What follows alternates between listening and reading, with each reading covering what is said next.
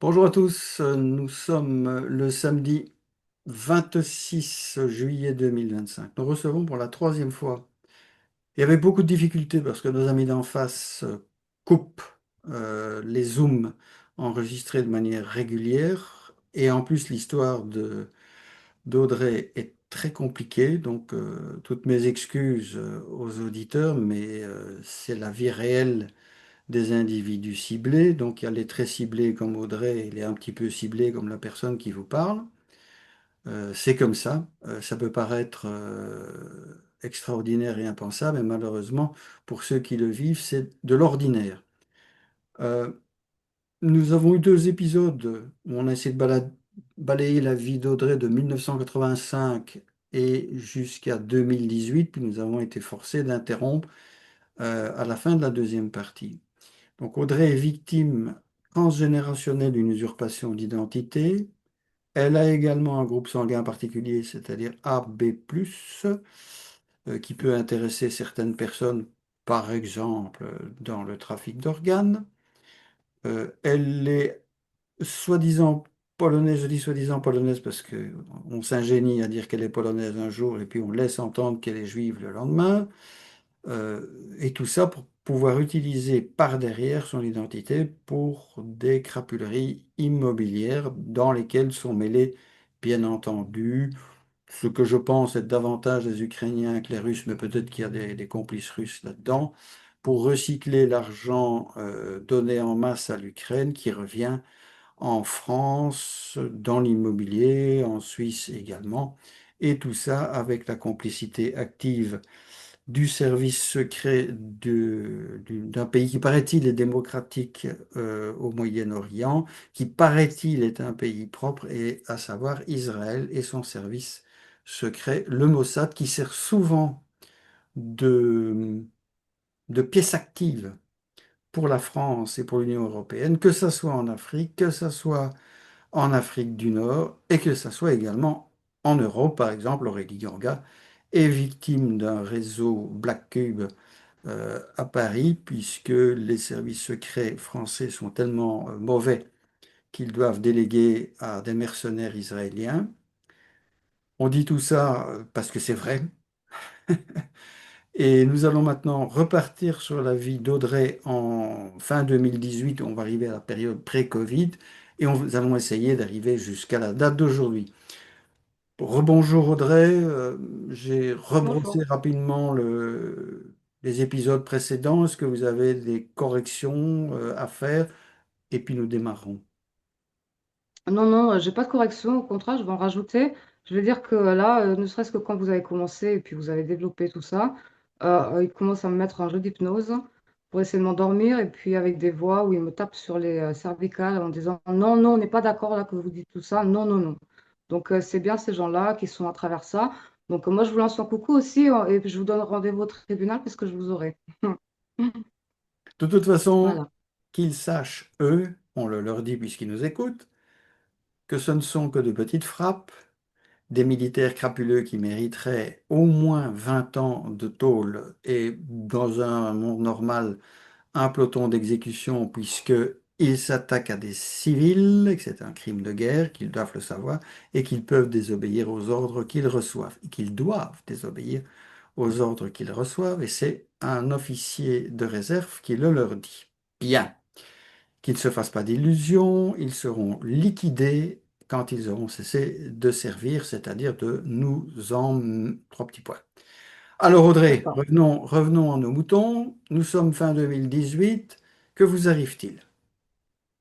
Donc, après une mutilation, donc, tous nos projets sont sabotés dans un élan de domino, que ce soit de tous les côtés de où j'essaie de tisser ma toile, parce que le but, c'est d'avoir récupéré un numéro de série en indépendant, et je fais plein de connaissances avec plein de diversité d'activités. Et en fait, le but, c'est de tous les relier pour faire des gros packaging, préparer à des entreprises, des choses comme ça. Et là, il y a tous ces réseaux, à travers les réseaux francs-maçons et l'intérêt du Mossad, mais aussi tout ce qui est branche luxe et tout ça. Donc tout ce qui est aujourd'hui, parce qu'on voit qu'il y a un intérêt au minéral et compagnie partout. Donc ils nous font tout casser. C'est-à-dire que Du côté, je devais récupérer un établissement. Ça, je ne l'ai pas dit dans la nouvelle vidéo parce qu'on était vachement vite. Je devais récupérer un établissement avec un corps collectif qui faisait du massage et des choses comme ça, qui développait une autre branche et qui voulait s'agrandir. Donc, je devais récupérer le petit établissement pour pouvoir continuer à travailler avec eux. Et du coup, je devenais la patronne et l'associée. Et du moment où j'ai infiltré le projet, eux aussi étaient ciblés. Donc, il y avait la patronne qui était d'origine chinoise et il y avait une dame qui était tchécoslovaque avec son mari qui avait un restaurant et qui, lui, était franco-suisse. Et ils les ont tous sabotés, c'est-à-dire qu'il y a eu un changement dans l'hôtel où cet établissement se tenait, qui était réseau franc-maçon depuis Paris. Donc, ils ont commencé à saboter la dame qui était là quand même depuis plus de 17 ans. Et puis, l'équipe a son mari de l'employé tchécoslovaque à travers ses activités restaurants où, du coup, ils les ont endettés sur une période de 6 à 8 mois, facilement en essayant de les infiltrer dans des salons pour restaurateurs en leur imposant des menus, des collaborateurs imposés, tout un truc de charte exclusive à la sortie de ce qu'on leur demandait d'imposer, essentiellement pour les plumer, en leur faisant croire qu'ils allaient se refaire comme un jeu de casino. Et en fait, ils sont rentrés dans une spirale où ils se sont fait avoir, ils se sont fait endetter. Au même moment où du coup, ils essayaient de nous endetter à travers nos activités qu'on mettait en place. Et moi, à ce moment-là, j'étais en période de stage avec eux pour voir l'entreprise de l'intérieur et établir un chiffre d'affaires pour savoir si je devais la récupérer ou pas. Donc, en fait, le chiffre d'affaires a été faussé à travers tout ce qui s'était passé. Donc, ça devenait compliqué. Et la collaboration, du coup, s'est arrêtée là pendant un endettement. Et même l'employé tchécoslovaque et son mari ont dû repartir en Tchécoslovaquie euh, parce que c'était l'équipe politique tchécoslovaque. Et du coup, ils étaient du moment résistance à Covid et ils ne voulaient pas être actuellement en Suisse ou en France pendant Covid. Donc, ils sont repartis à ce moment-là. Donc, ça a été coupé. De l'autre côté, c'est pareil, mes collaborations ont été sabotées. Il y a eu le même mouvement d'harcèlement au réseau franc-maçon qui ont été déjà faits sur mon père, à savoir envoyer des hélicoptères au-dessus de sa maison en faisant croire que c'était quelqu'un de dangereux et qu'on ne pouvait pas approcher son domicile, en faisant croire que du coup, il était incontrôlable, alors qu'ils avaient déjà envoyé deux personnes pour essayer de cambrioler son domicile. Ils étaient en échec. Donc, ils essayaient de faire les mêmes manipulations à travers ce même groupe de restaurateurs, à qui je racontais ça aussi en disant que j'avais connu ces situations-là. Et puis, ils les sabotaient partout. Donc, dans la continuité de ça, il m'avait fait une promesse d'embauche et du coup, on devait travailler ensemble dans la période Covid. Donc, ça ne s'est pas fait aussi. Et puis, donc, tout ensemble de collectifs que je rencontrais était saboté dans un jeu de domino. Au début, on ne savait pas pourquoi. Après, pendant Covid, on a compris pourquoi.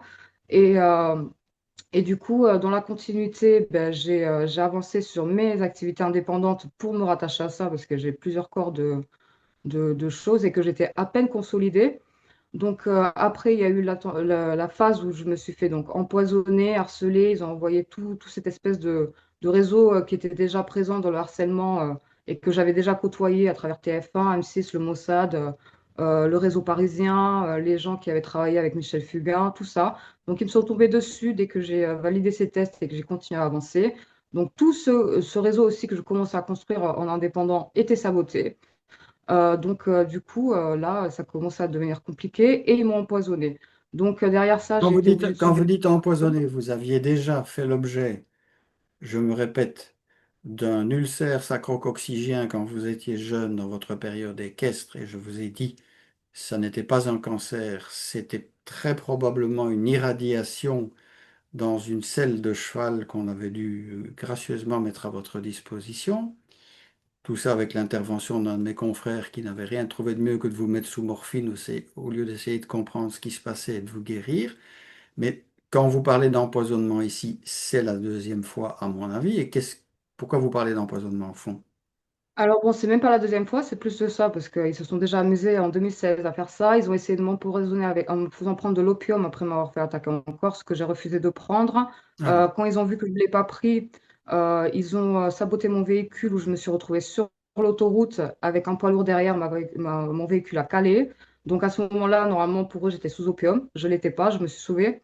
Donc, il y a eu vraiment quelque chose que je décris dans ma bio qui est impressionnant. Et là, ça reprenait de cette même façon-là avec un empoisonnement qui a été fait à travers les eaux, parce que du coup, Michel Fugain a repris contact avec moi une fois où ils l'ont positionné à 7 km de chez moi, dans la continuité de ce harcèlement, où il réutilisait les équipes de cette émission qui a été faite en 2005 à travers The Voice pour relancer Michel Fugain.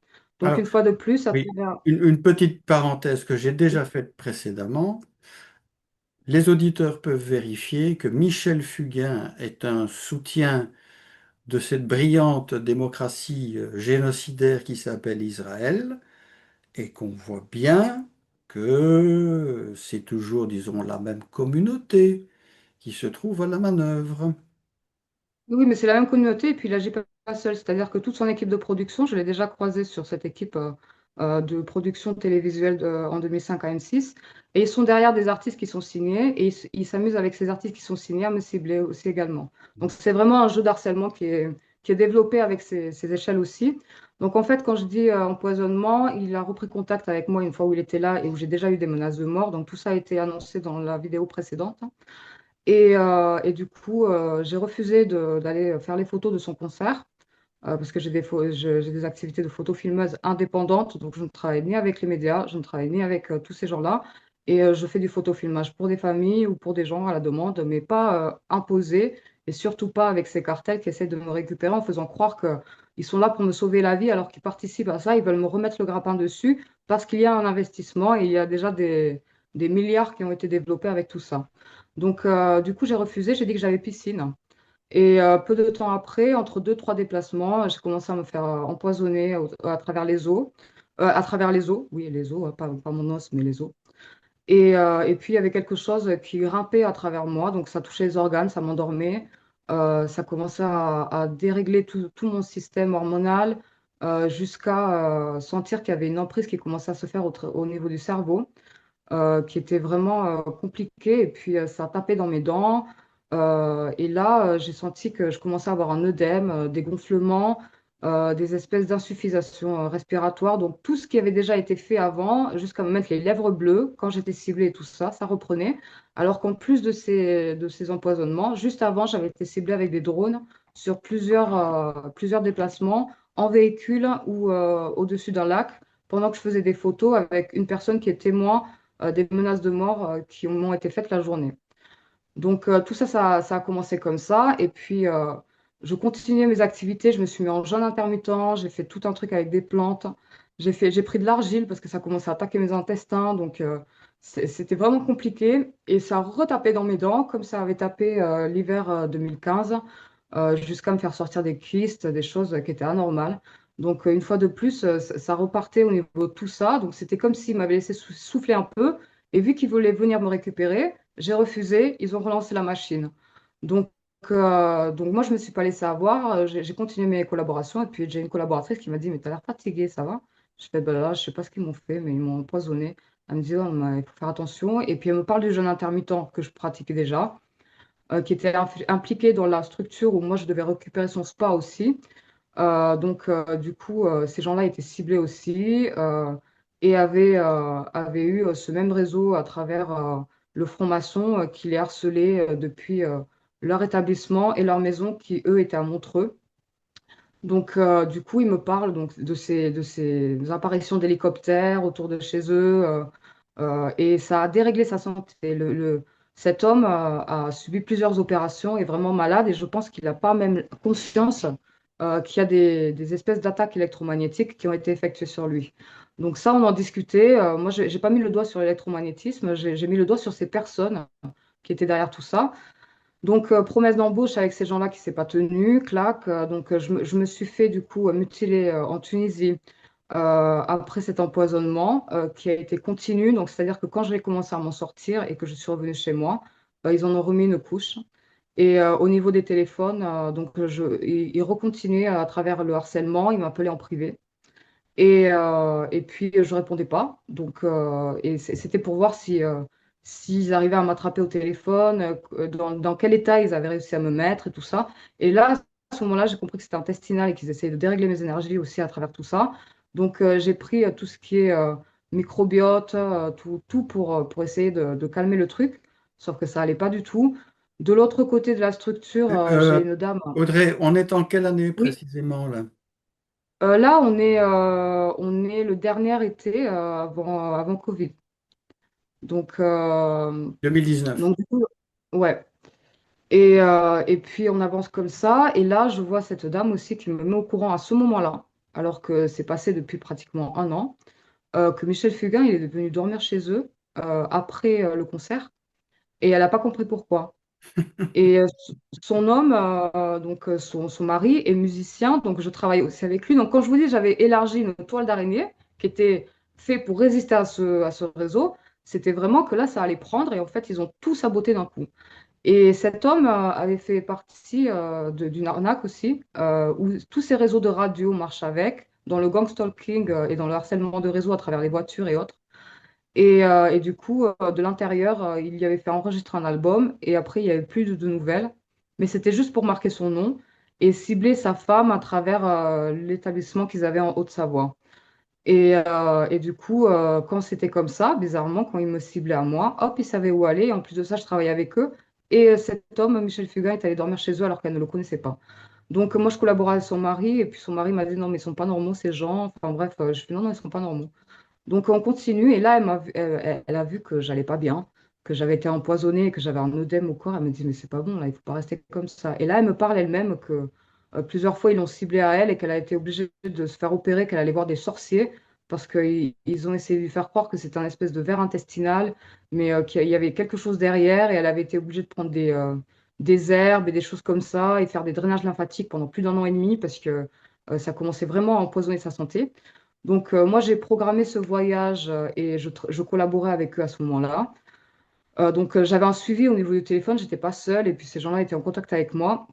Donc, quand je me suis fait du coup mutiler et que je suis rentrée, avec son mari, on avait des projets. Donc, du coup, on avait déjà commencé à répéter et on avait des dates de concert. Du moment où ils ont annoncé le confinement. Donc là, ça arrivait très vite. En fait, les dates qu'on avait prévues d'annoncer, vu qu'on avait déjà trouvé des hôtels, il y a tout qui s'est effondré aussi. Donc là, il me restait vraiment que cette branche-là, après que tout le reste a été effondré et que j'avais noué en contact depuis fin 2017 où je suis arrivée, et en Haute-Savoie. Et du coup, et puis je ne suis pas arrivée toute seule et les gens, ça, jusqu'à 2024, ils ne le savaient pas. À part ce réseau qui nous a gangstalké à travers ma famille, parce que ma mère a le même nom que mon oncle qui est en Haute-Savoie. Mais à travers ce réseau d'harcèlement, justement, je ne voulais pas du tout impliquer mon oncle parce que sinon il se serait calmé. Je voulais montrer l'ampleur qu'il y avait à travers mon identité et sans infiltrer la famille de mon oncle qui n'est pas du tout loin de mon domicile. Il était à 4,5 km. Donc là, moi, je l'ai mis au courant l'année 2025 de tout ce qu'il me faisait depuis. Et donc là, on est l'avant-confinement. Tout est arrêté. Donc moi, je vais jusqu'au dernier soir où je faisais mes dates d'essai pour la saison qui ont été coupées. Moi, je prends mon matériel et puis je rentre chez moi. On annonce le confinement, c'est comme ça. Donc là, j'aurais eu le choix, j'aurais pu prendre une location et m'endetter en Suisse ou rentrer chez moi, mais vu qu'ils m'avaient tout saboté, j'avais pas les moyens de pouvoir me mettre à l'abri d'un confinement. Donc je me retrouve en confinement en France. Et là, il y a mon frère qui commence à m'appeler et puis il commence à me dire qu'il a mal à la tête. Il est au régiment de Toulouse et les sauts en parachute ont été maintenus et il commence à se plaindre. Et j'ai fait comment c'est possible qu'il y ait un maintien des sauts en parachute alors que nous sommes en confinement et qu'on nous dit qu'il y a un virus mortel qui est dans l'air. Donc là, je lui parle au téléphone de ce que les entreprises de sécurité rapprochée avec lesquelles j'ai travaillé au niveau de la production de clips vidéo en 2016, donc ADS2P et MCS Training, qui ont déjà collaboré avec l'intérieur de ces réseaux sans y participer. Donc, ils sont indépendants. Et fin 2016, quand je me suis fait attaquer en Corse, je les ai mis au courant de mon attaque. Et derrière, ils m'ont dit de faire attention parce que c'était une attaque de TF1 et attention à ma santé et où j'allais parce qu'ils avaient des virus mortels qui pouvaient tuer n'importe qui d'un cancer du poumon en 48 heures. Et là, à ce moment-là, donc en 2016, Je vais ils peut-être vous ciblaient des interrompre ici athlètes si vous indépendants. permettez, parce que ça, Oui, c'est le médecin qui parle. Alors qu'ils aient des virus mortels qui peuvent tuer les gens en 48 heures, oui, mais pas d'un cancer. Pour avoir des virus de type fièvre hémorragique qui sont très dangereux, mais finalement tellement dangereux qu'ils sont peu contagieux, ben, il suffit de l'injecter à quelqu'un pour que la personne passe de vie à trépas. Et ils ont d'autres moyens bactériologiques qu'ils ont d'ailleurs utilisés récemment, également pulmonaires, contre Juan Branco quand il est allé en Afrique. Mais donc, oublions ça. Donc, nous sommes toujours en 2020. On va en profiter pour avancer un peu sur l'année 2020, puisqu'il Ouais. vous reste encore 5 ans. Que se passe-t-il Donc, en fin 2020? alors bon, ben, enfin là, au niveau de cette période-là, moi je vais jusqu'à appeler le régiment pour leur demander si c'est normal qu'il y ait des sauts en parachute et tout ça. Je me fais remercier méchamment en disant que j'ai pas appelé ou des choses comme ça. Mon frère, le lendemain, tout le monde m'appelle en me disant, mais pourquoi tu es allé appeler un régiment? J'ai dit, mais moi, je fais mon devoir. Il y a des choses qui se passent pendant un confinement, c'est anormal. On nous dit qu'il y a un virus mortel dans l'air. On fait sauter mon frère en parachute. Donc, ça s'appelle soit un homicide volontaire, soit on nous cible commettre des Covid. Ou, troisième option, ils veulent nous tuer avec des virus qui veulent sortir des coffres-forts. Et avec l'histoire de ce qui s'est passé l'hiver 2013, je ne suis pas d'accord.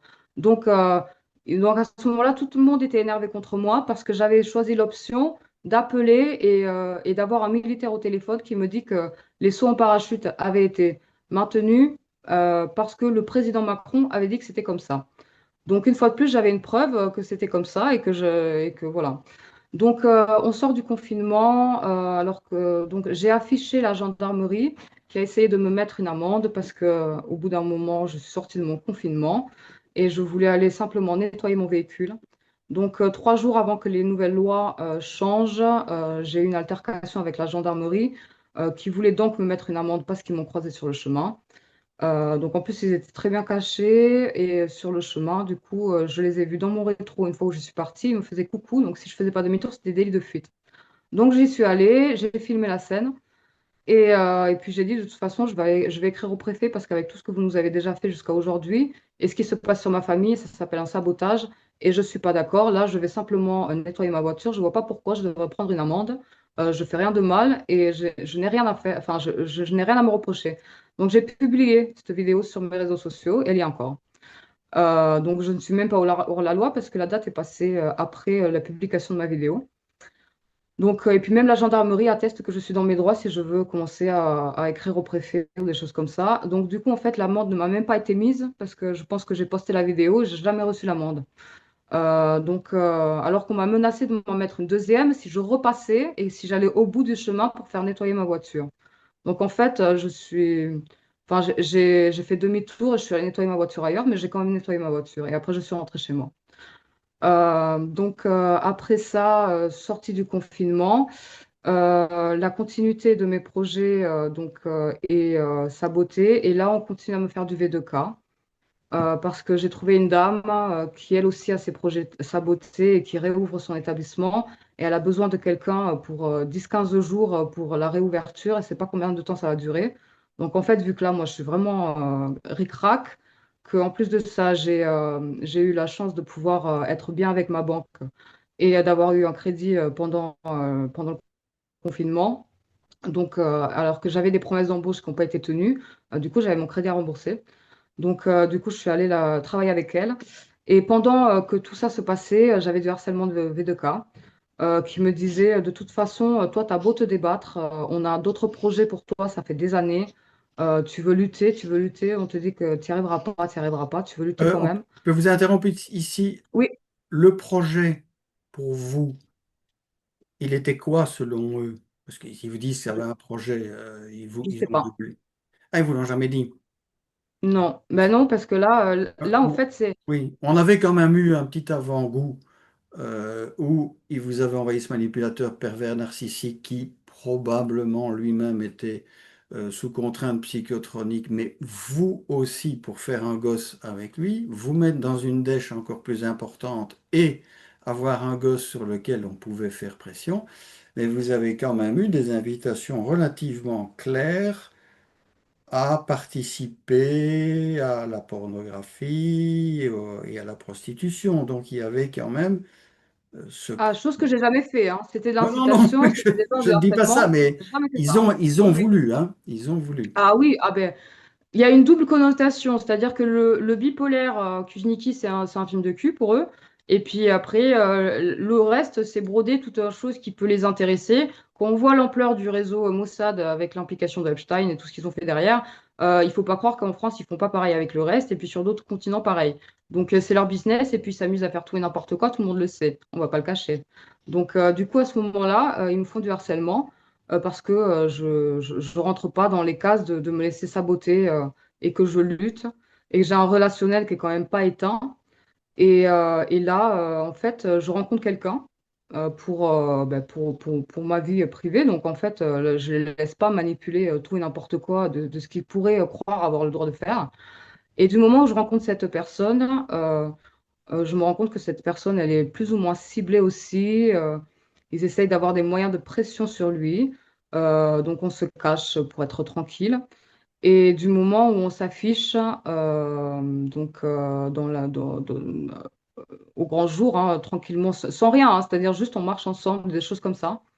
Il y a un mouvement de harcèlement qui se refait jusqu'à mon téléphone qui sonne en essayant de m'imposer de revenir travailler, des choses comme ça, où des gens m'appellent parce que ce mec a commencé à me dire que on était tranquille, peinard, qu'on allait voyager après Covid. Donc en fait, on faisait des plans sans faire des plans, mais on était dans une discussion tout à fait normale. Il n'y avait pas de discussion qui pouvait être loupée, discussion malsaine, il n'y avait rien de tout ça.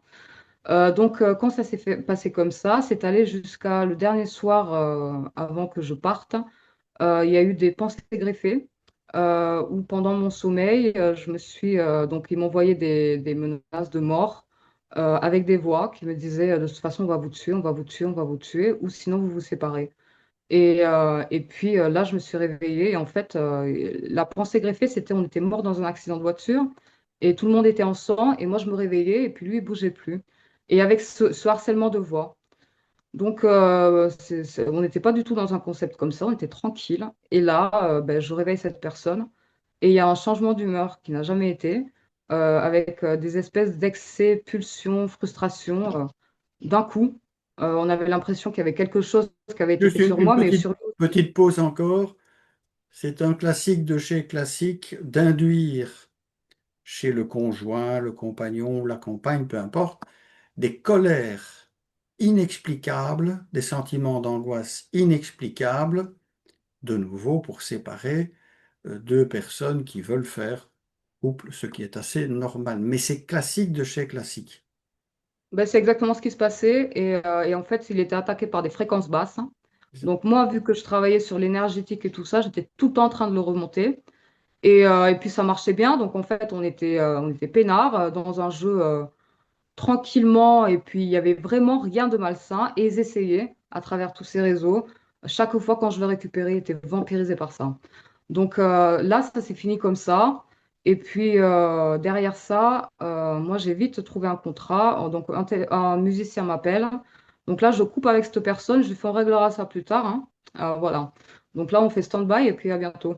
Et je vais ailleurs. Et puis là, un des musiciens qui avait pratiquement 56 ans, 57 ans, il avait vraiment travaillé dans plein d'établissements et il m'a dit, là, Audrey, avec ce qui nous passe, je crois qu'il va falloir que tu te mettes un peu à l'abri parce que ils essayent de nous couper la tête à tous et il y a des choses qui sont vraiment anormales et ça va engendrer sur une guerre à l'Ukraine.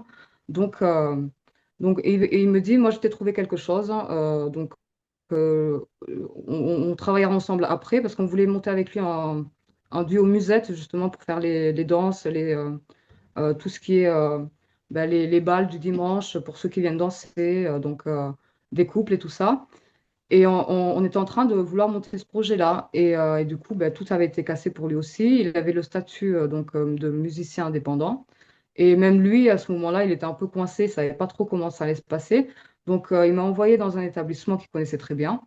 Et il m'a dit, tu viens de ma part et puis tu dis que voilà, tu t'annonces ton CV, tu montres une ou deux vidéos, elle va tout comprendre et puis elle va te montrer l'établissement et puis tu es tranquille. Donc je fais OK, donc je vais me présenter. Et puis elle me dit, oui, de toute façon, si c'est Stroyan qui vous envoie, donc c'était le nom du musicien, il n'y a pas de souci.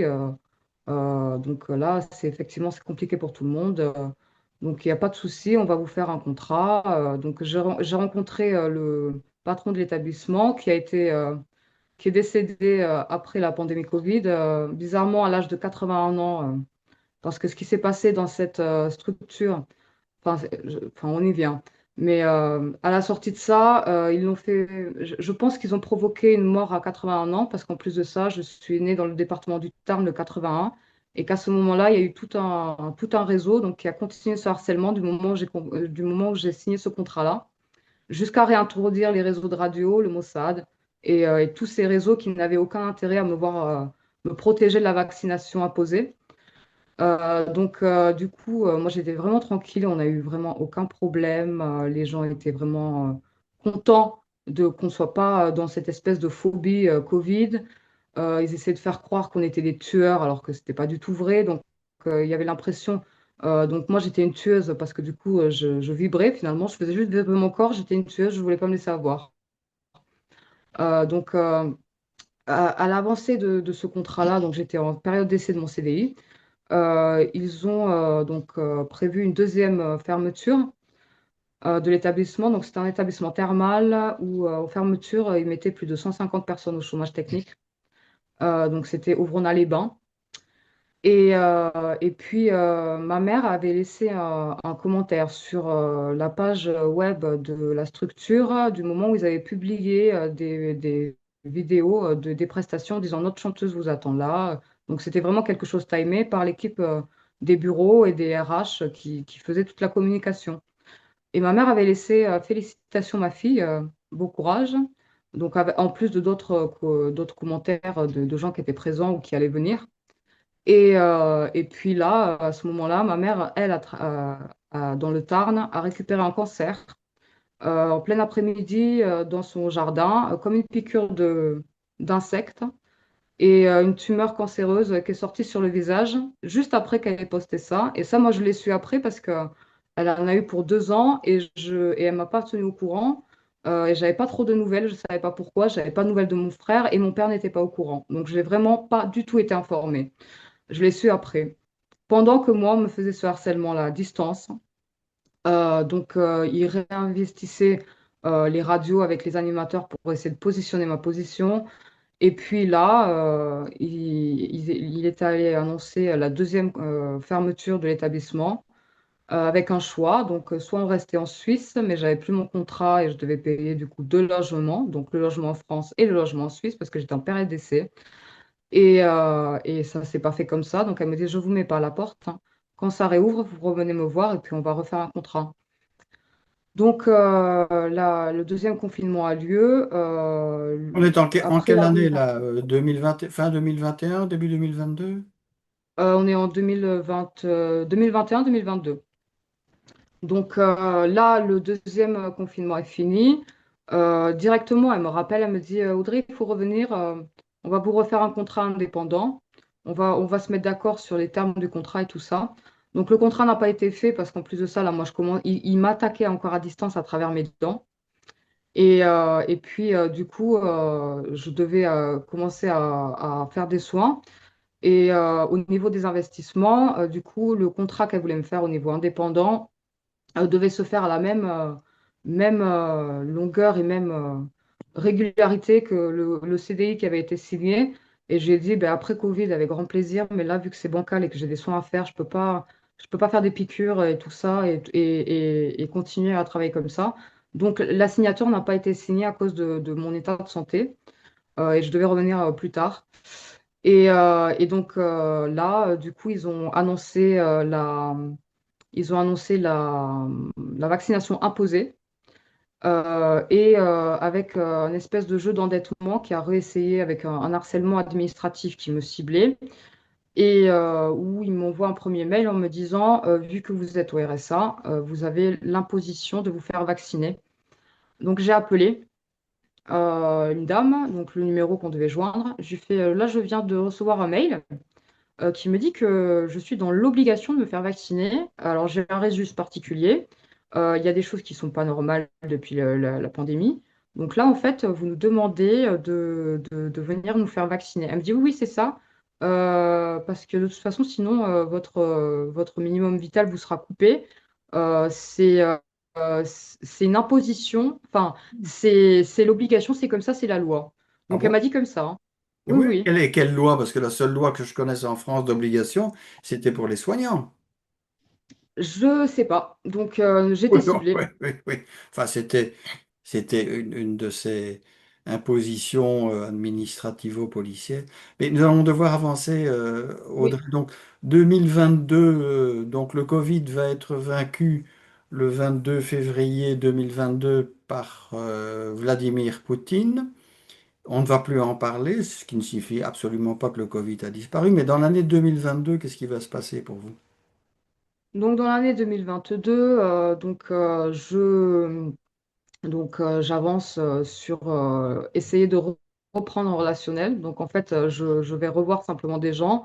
Je me rends compte qu'il y a des gens qui sont partis, ils sont même plus là. Il y a quelque chose qui se refait. Donc, en fait, je publie des annonces pour remettre à jour mes prestations. Et là, je commence des soins parodontiques parce que je suis infectée par ces vaccinations. Donc, au niveau, il y a comme des espèces d'emprises psychotroniques qui sont faites pour essayer de me tenir la tête pendant plus de 45 minutes, tout en essayant de me saboter le sang.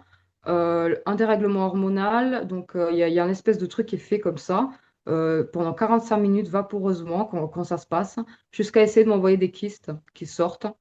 Donc là, moi, quand je fais ça, je prends tout ce qu'il faut, gingembre, antioxydants, clac, clac, clac, circulation sanguine. Là, je euh, vous interromps aussi, vous n'êtes pas la oui, seule attaquée dans la sphère ORL avec des tumeurs du palais, des pertes dentaires, des douleurs dentaires, des gingivites à répétition. Évidemment, il y a un double aspect, il y a le vaccin dont on sait qu'il est sûr et efficace, n'est-ce pas? On peut rire un oui, peu. Mais en plus, il y a les armes à énergie dirigée. Et tout ça fait un paquet commun. Le but du but étant de dégrader, on l'a déjà dit, votre image féminine. c'est ça. Donc en fait, du coup, quand ça se passe comme ça, là, je reprends contact avec cette personne que j'avais rencontrée après le premier confinement. Du moment où je le rencontre, je vois que ce soir-là, il y a quelque chose qui est mis en place pour me traquer et éviter qu'on reprenne contact et surtout qu'on parle de tout ça. Du coup, on essaye de, comme vous m'avez dit tout à l'heure, moi, on me bloque ma voiture pour essayer de m'empêcher de partir, donc éviter que je sois à l'heure de mon rendez-vous. Ensuite, une fois arrivée, j'avais prévu le coup parce que je me sentais harcelée depuis 2, 3 jours. Donc, je suis partie habillée d'une façon et je me suis changée dans ma voiture pour qu'on ne me regarde, pour qu'on ne me reconnaisse pas si le réseau qui m'espionnait, qui me harcelait, était de l'autre côté présent. Donc, du moment où j'arrive à mon rendez-vous, on discute de plein de choses et là, j'apprends que lui, ils essayent de le licencier abusivement s'il ne se fait pas vacciner obligatoirement, alors qu'il est dans les bureaux, hein, donc RH. Et puis, ça parle de beaucoup de choses. Et il me dit, et toi, ils t'ont vacciné? Je fais, ah, moi, ils m'ont vacciné. Il me dit, mais c'est pas normal. Et là, de toute façon, il va se passer des choses.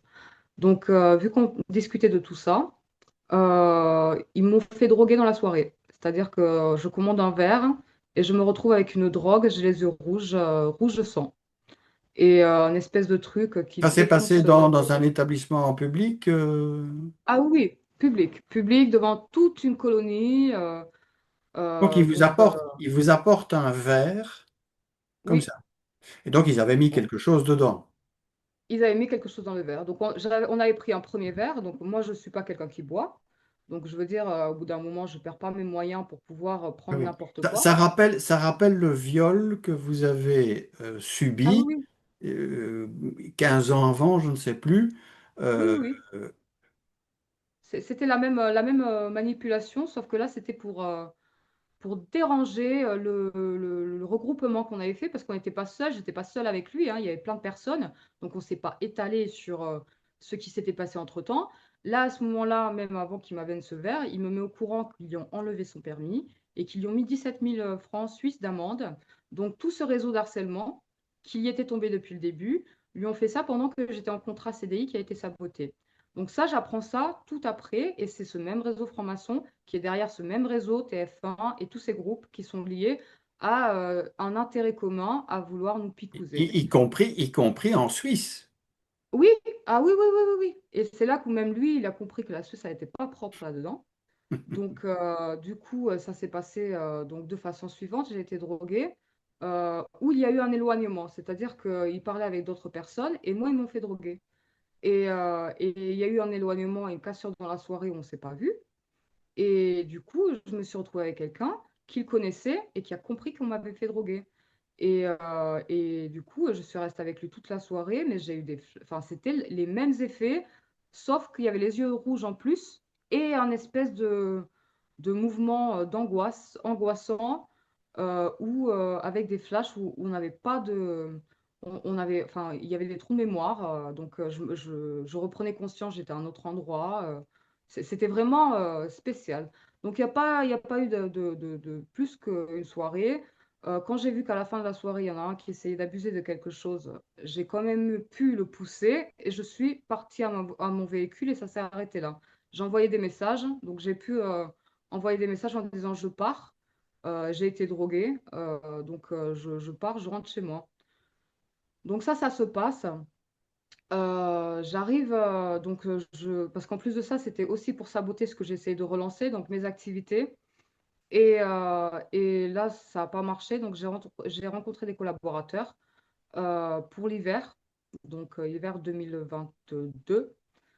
Et on m'a saboté mes projets du moment où j'ai eu des collaborateurs. Et en face de nous, il y avait tout le réseau du Mossad, spectacle qui était publié et programmé avec des gens qui avaient travaillé dans les comédies musicales des Dix Commandements. Donc, ils étaient présents sur les stations. Ça rappelle Et ça rappelle quand même beaucoup les méthodes qui se passent dans le show business américain, que ce soit le cinéma, que ce soit des Lady Gaga et compagnie. On sait que tous ces gens sont des SA, etc., etc., quand ils ne sont pas P, etc., etc., et qu'ils sont liés à des réseaux effectivement francs-maçons.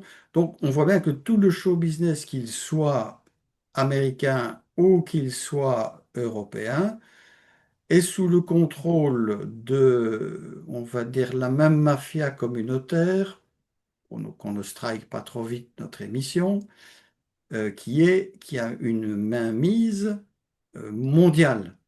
Et je le confirme puisque moi-même j'ai travaillé sur le Black Book d'Epstein qui n'existe pas, mais qui existe quand même puisque je l'ai vu en 2019 et nous avions travaillé avec le Team F Society et nous avions fait des relations entre les personnes et nous avions vu la toile d'araignée, on va dire Mossad, jetée sur le monde et tout ce tissu de corruption et ah, de, mais c'est de compromat où il y avait évidemment une très grosse densité de gens d'argent, donc des financiers, des scientifiques, des médecins, de l'aristocratie, mais également du show business. Et tout ça mais était très bien. Et naturellement, en France, il y a des noms qu'on peut citer maintenant, puisque il a eu la bonne idée de se suicider comme Epstein, puisque on peut dire Einstein, mais on doit dire Epstein. On ne sait pas pourquoi, mais on sait quand même. Un certain Jean-Luc Benchemoul, alias Jean-Luc Brunel. Donc c'est pour vous dire que le tissu audiovisuel show business français n'échappe en rien au contrôle des mêmes forces occultes que celles d'Hollywood. Ah non, mais de toute façon, là, c'était un lieu où il n'y avait pas que la France ou le Mossad, parce qu'en 2024, c'est les États-Unis qui ont racheté cette station-là. Donc, il y avait déjà un lieu franc-maçon et CIA. Donc, ce qui veut dire que moi, ils nous ont saboté nos concerts jusqu'à rentrer dans l'établissement et couper les câbles de maçonneau, parce qu'on était dans les établissements. Donc, moi, j'étais dans un restaurant thaïlandais. Et puis, on faisait des soirées after ski et ça se passait très bien. Et les gens étaient vraiment contents et il n'y avait aucun problème. Et les problèmes ont été créés par eux. Parce que ça se passe toujours comme ça. Quand il n'y a pas de problème, il faut qu'on soit saboté. Et ça, c'est dans leur optique. Donc, ça s'est passé comme ça parce qu'en plus de ça, cet établissement ne travaille pas du tout avec eux.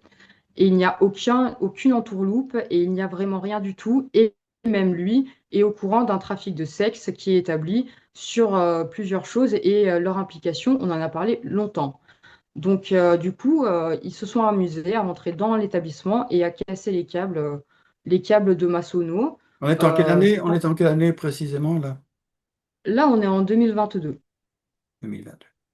On peut passer en Donc, 2023 si vous voulez bien, Audrey, oui, pour oui, donc pas de timing. 2022-2023. Donc j'avance, donc à chaque fois comme ça, à chaque fois il y a un truc saboté, donc forcément ben, moi je ne gagne pas d'argent. Donc le but, chaque fois que je fais quelque chose, c'est de ne pas en perdre. Là, je finis de programmer un voyage pour aller faire des antioxydants parce que je suis encore attaquée et qu'au niveau de mes soins parodontites, j'ai arrêté les injections.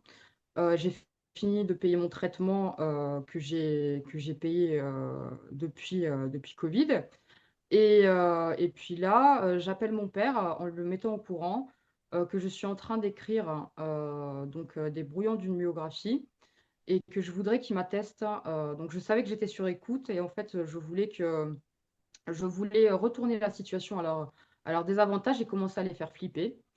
J'ai fait attester mon père par téléphone les vols bancaires, les détournements de fonds, les problèmes avec les assurances, les procès véreux, les vols de banque et tout ce qui s'était passé jusqu'à l'effacement total des comptes de mon frère pendant la période d'Irak et la continuité d'un endettement programmé à travers des assurances qui avaient été bloquées pour les orphelins de mon oncle décédé en 93. Donc, je voulais qu'il atteste tout ça. Et en plus de ça, il m'en a rajouté d'autres. Donc, on est resté au téléphone pratiquement une heure et demie. Suite à ça, je valide mon vol aérien pour aller me faire des injections d'antioxydants. C'était la dernière cure. Et puis, donc je pars. On essaie de saboter, on essaie de m'empêcher de prendre ce vol. Du moment où je suis dans ce vol, le vol a été détourné et saboté. Il a eu 2 heures et demie de plus de retard, enfoncé dans un orage avec l'électromagnétisme.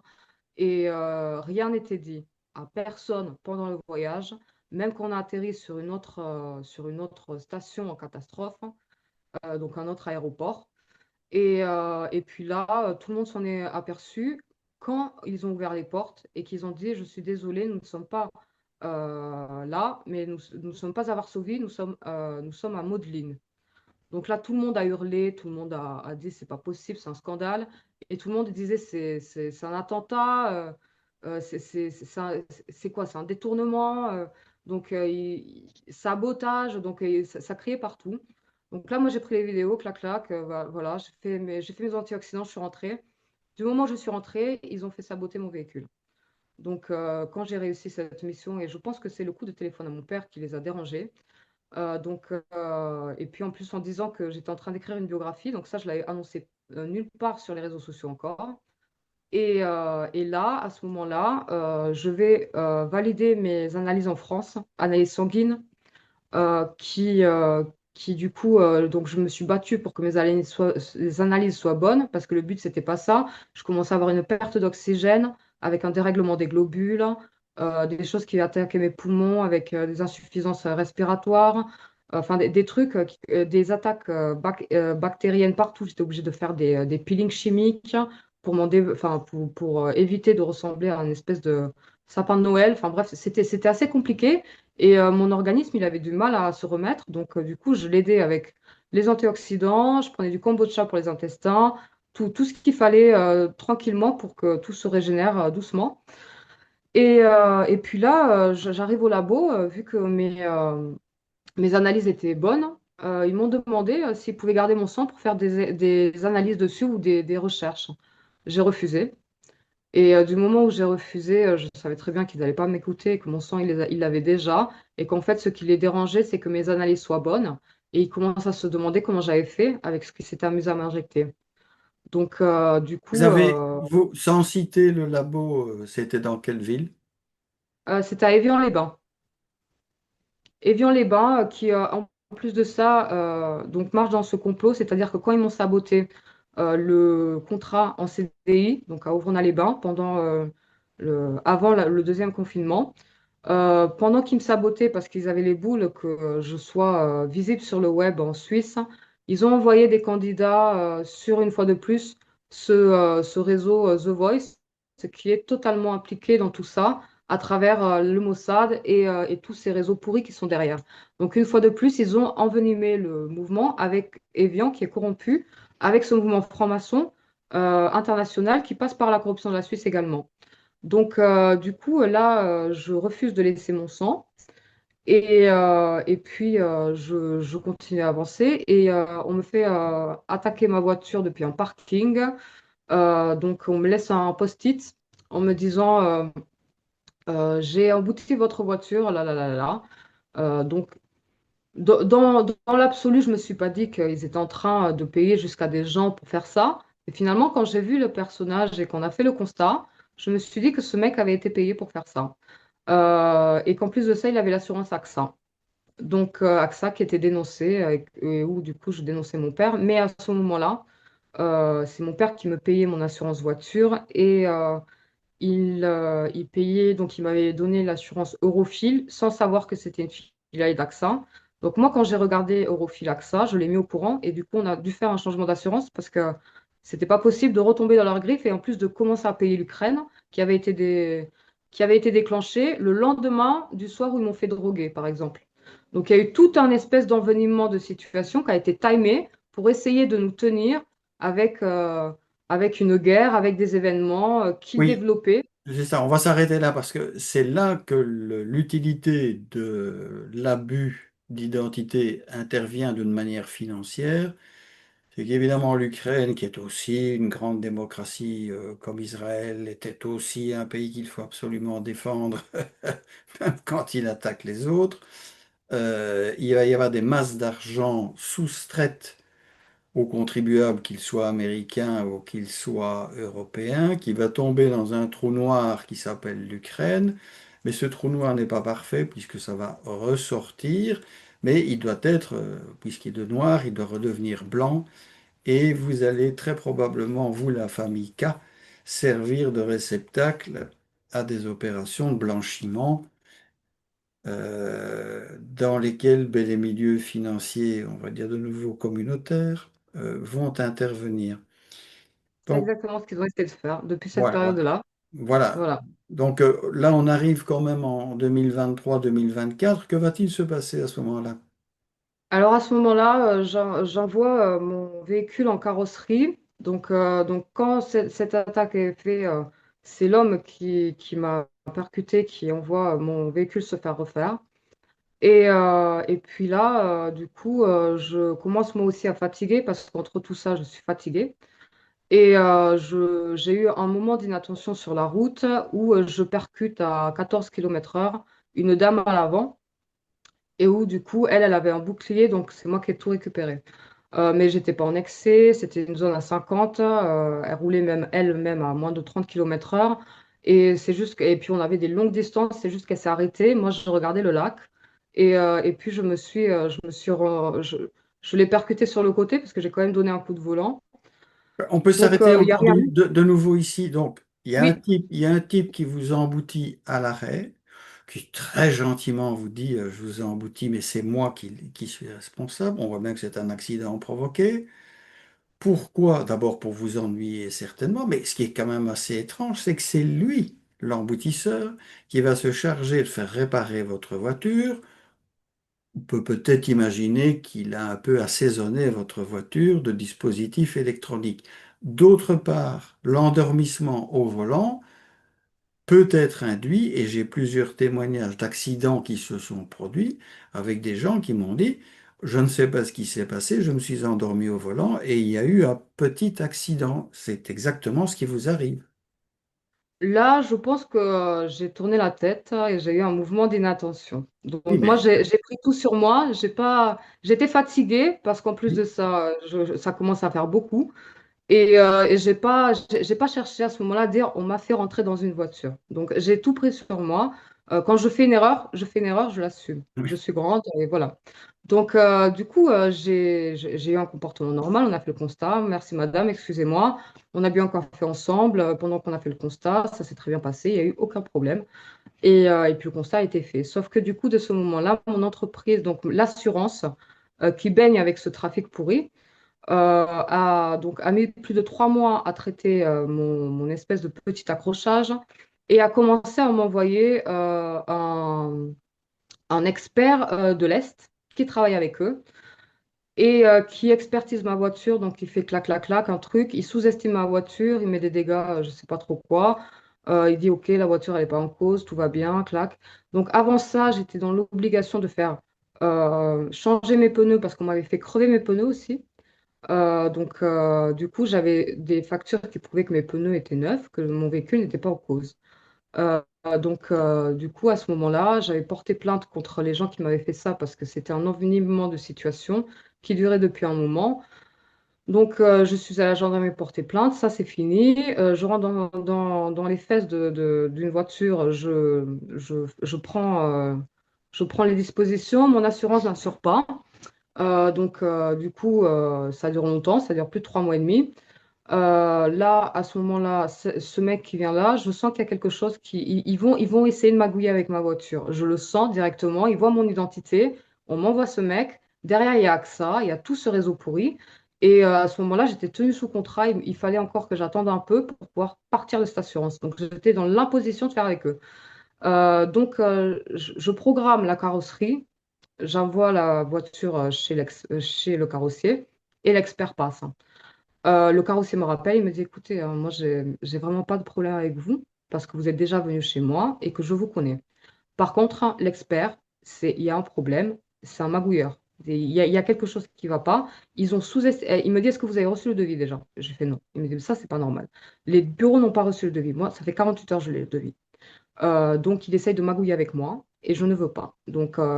Il m'a dit, je ne peux pas prendre votre véhicule. C'est pas pour vous, je suis désolée. Mais cette assurance et ce qui se passe avec cet expert, je ne le veux pas. Donc, ils avaient sous-évalué ma voiture. Ils voulaient mettre un montant haut et essayer de magouiller avec le carrossier pour pouvoir faire du fric.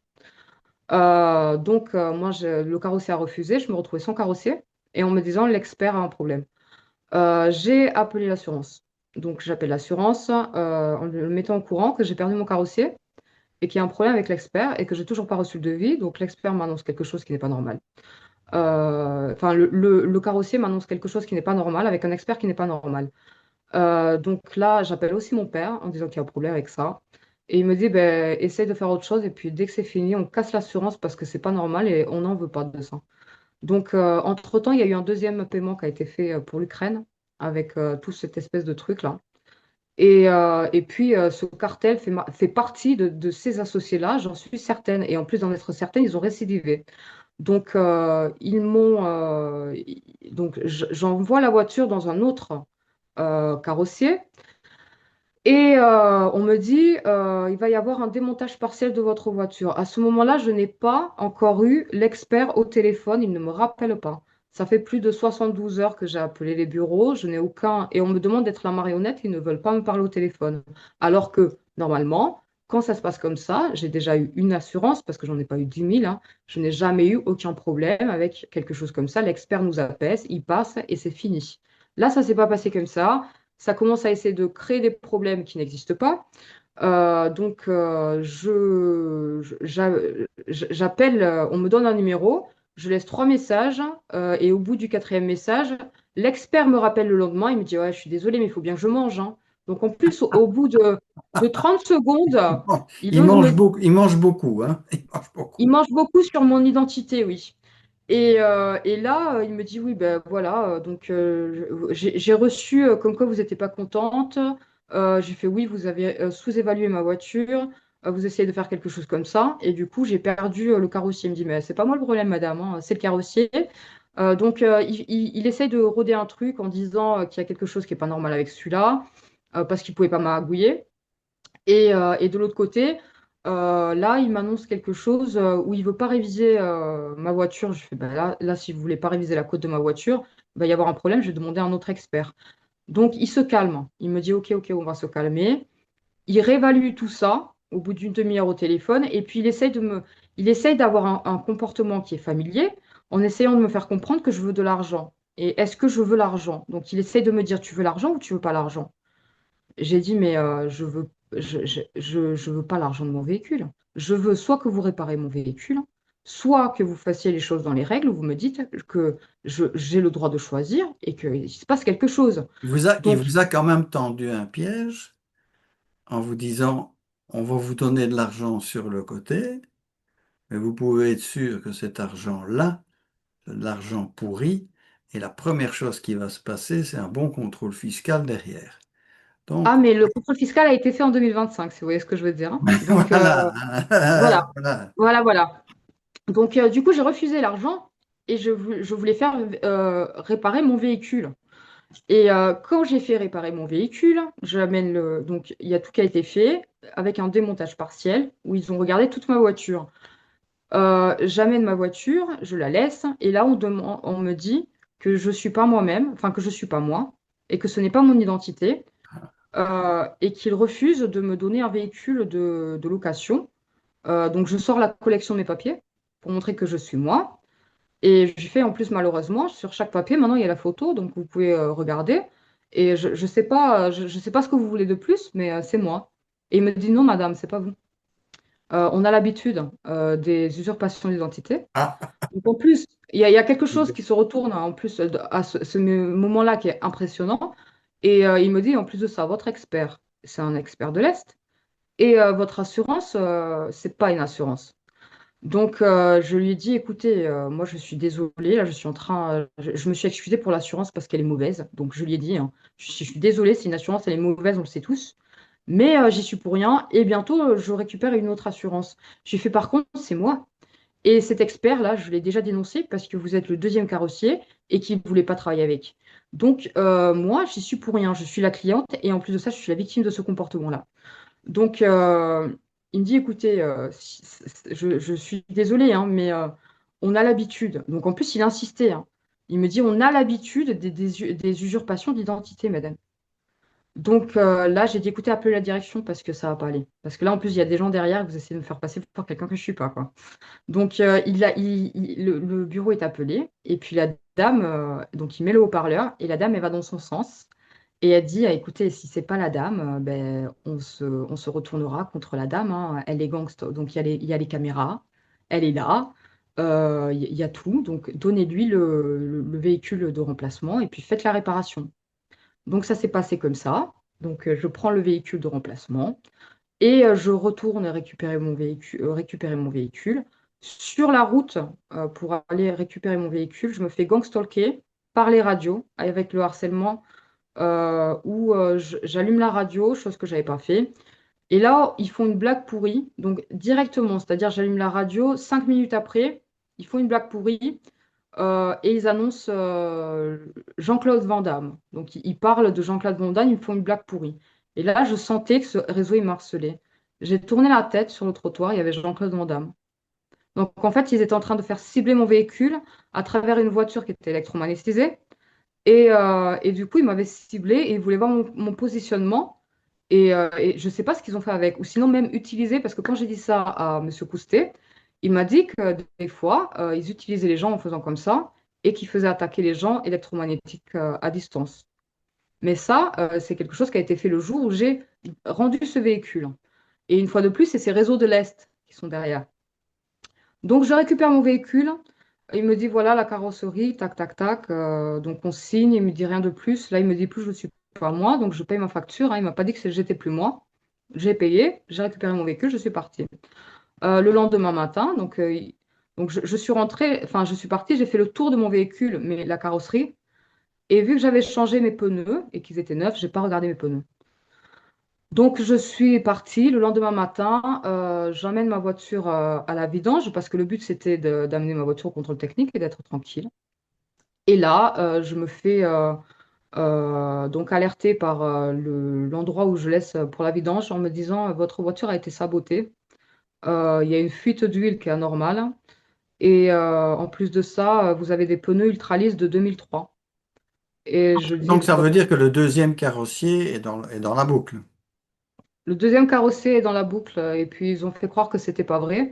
Et quand j'ai rappelé, ils m'ont dit, écoutez, madame, on a déjà eu un problème avec votre identité. Et puis là, Oh, vous nous accusez d'avoir saboté votre véhicule. les pauvres J'ai dit, chéris. mais j'ai les preuves, hein. J'ai les preuves, j'ai les factures, j'ai les Mhm. pneus. Et C'est pas c'est un normal. carrossier, sans donner le nom de où? Renault, Oui, mais où? à Thonon-les-Bains. À Thonon-les-Bains. Donc Thonon-les-Bains, Évian, tout ça. D'accord, oui. Oui, mais ils sont infectés par les réseaux de l'Est, par tout ce qu'il y a, la mafia à côté de Genève, tout, la totale. Oui, oui, donc on voit, vous avez cité la mafia maçonnique, hein, ce qui est toujours un grand classique dans ces histoires-là, le Mossad, les services secrets français, puisque votre grand-père, c'était quand même les services secrets, euh, on va dire mafieux, qui sont responsables de vos problèmes dès le départ, et maintenant ce sont les services secrets de l'Est. J'insiste là-dessus pour dire que il y a une osmose complète entre tous les services secrets de tout le monde entier pour harceler les victimes euh, en réseau et par armes à énergie dirigée, et que si on fait semblant de se taper sur la gueule entre l'Ukraine, la Russie, Israël et je ne sais tout quoi, les services secrets, c'est-à-dire les officines sombres, comme je les appelle, sont tous, d'accord, tous, tous, Oui, tous, oui. Et c'est bien ça, ils font semblant de se taper sur la gueule à des milliards de morts et des millions de morts. c'est ça, Mais sur ces frontières-là, on voit bien ils sont la d'accord. diffamation. Qu'ils sont d'accord, Et, y compris les Russes, là, y compris les Russes voilà, d'ailleurs, y y compris les Russes. compris les Russes. Et ce qui veut dire que quand on met le doigt sur tout ça et qu'on annonce que c'est une diffamation, en plus d'être déjà ciblés, ils nous envoient ces cartels pour essayer de nous menacer, comme ce qui s'est déjà passé en 2003, pendant l'Ukraine, pendant l'Irak, depuis Toulouse, où ces réseaux-là étaient déjà là pour essayer de me faire C'est ça. kidnapper. Donc, le plan général du World Economic Forum, du nouvel ordre mondial, est réalisé au niveau des services secrets et la cible, ce sont les populations en général. Et je fais un petit aparté là-dessus. L'ensemble de la population aujourd'hui, à mon sens, est visée par l'opération Graphène 5G, plus Nano le jour où on déclenchera l'opération finale après le vaccin. Mais évidemment, de l'autre côté, il y a des individus ciblés comme vous, à un moindre degré moi-même. Et entre les deux, et à mon avis, il y a un certain nombre de nuances de gris, de gens qui sont ciblés, qui se disent électrosensibles, mais on sait que seuls 25% des individus ciblés sont au courant qu'ils sont des individus ciblés. Il y a donc non pas une différence entre une population soi-disant normale et des malheureux individus ciblés comme vous. Non, toute la population par le haut et par le bas est maintenant la victime progressive de ces réseaux satanico-messianiques mondiaux et bien décidés à appliquer l'agenda 2030, ce qui nous reste probablement 55 mois à apprendre à mourir. Audrey, donc, on est un peu obligé d'arriver à la fin. Est-ce que Oui, vous voulez nous lire aujourd'hui, en 2025, quelle est votre vie?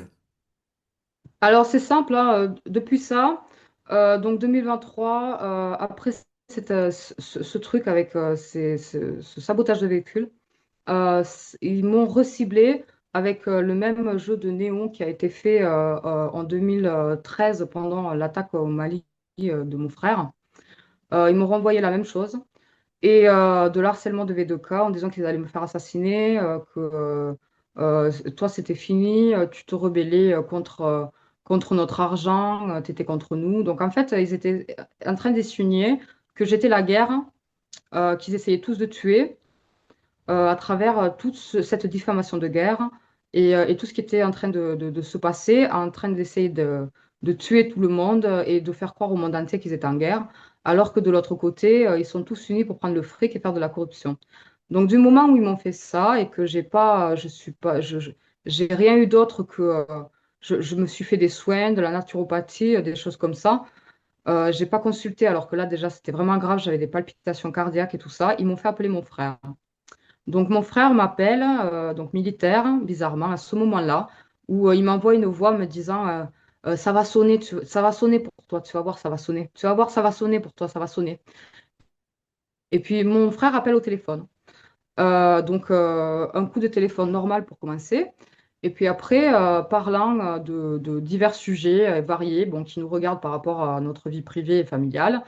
Et puis là, du moment où il parle de deux, trois choses, je commence à être attaquée pendant que je suis avec lui au téléphone et mes veines commencent à brûler. Je suis comme cramée de l'intérieur, donc je supporte, je dis rien. Et puis au bout de 5 minutes, je commence à avoir une crise d'angoisse et je lui fais, mais ils veulent me tuer, ils veulent tuer mon sang. Et là, il commence à me hurler dessus au téléphone en me disant, mais ben, il m'insulte et il me demande de la fermer. Et là, j'ai compris qu'ils avaient eu mon frère et qu'en plus de ça, ils essayaient de me faire passer pour tout et n'importe quoi parce que c'était le but d'avoir retourné la crêpe à leur avantage. Alors, Donc, de nouveau, on arrête ici dessus pour revenir sur ouais. les témoins antérieurs. Sylvie, qui est une des survivantes du film de Barnerias, a un frère militaire qui lui a dit clairement que si elle continuait à essayer de se défendre, il la liquiderait. Bon, je cite, hein. Ah, mais moi, c'est ça. Oui, donc ça c'est C'est une exactement chose. ça. Marie-Hélène Legrand, bon, je sais que c'est un peu problématique de le lui dire, mais l'armée a voulu faire une expérience de savoir si son militaire de mari et officier brillant choisirait de se taire et de laisser torturer sa femme pour protéger sa carrière. La réponse a été positive. Vous, votre militaire de frère, bon, évidemment, c'est la même chose que Marie-Hélène. Il a pris le parti de l'armée contre vous. Et ben voilà. Ben, ils en jouent, hein. Donc en fait, vu qu'ils en jouent comme ça, derrière, ce qui a été fait, c'est qu'il y a eu un double enjeu. Quand ils ont vu de ce moment-là où mon frère il a réagi comme ça, qu'ils n'ont pas réussi à créer une dissolution totale de la famille pour essayer de me faire passer pour quelqu'un qui n'est pas normal, parce que le but, ça aurait été à ce moment-là de provoquer un internement ou Tout à d'essayer fait. d'avoir des gens qui attestent d'un comportement et finalement se sont dégradés dans l'armée ou des choses comme ça, qui ont le poids sans regarder ce qu'il y a derrière avec un ciblage et tout ça.